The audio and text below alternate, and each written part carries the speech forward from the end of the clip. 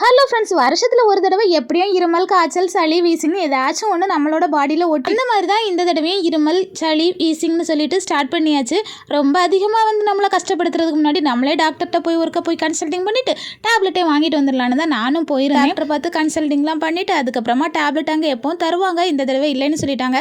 So மெடிக்கலில் போய் வாங்கிக்கோங்கன்னு சொல்லி அனுப்பி விட்டுட்டாங்க.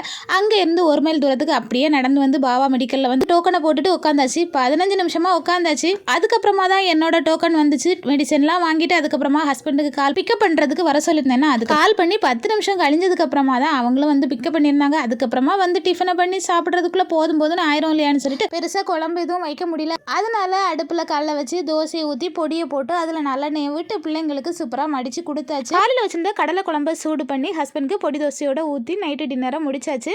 அவங்களுக்கு வேற எந்த பொடி தோசைனா ரொம்ப பிடிக்குமா, நல்லா சாப்பிட்டு முடிச்சாச்சு. அதுக்கப்புறமா போய் அப்படியே டேப்லெட்லாம் போட்டுட்டு ரிலாக்ஸாக போய் படுத்து தூங்கியாச்சு. அவ்வளோதான். நெக்ஸ்ட் ஒரு சூப்பரான வீடியோவில் பார்க்கலாம். தேங்க்ஸ் ஃபார் வாட்சிங்.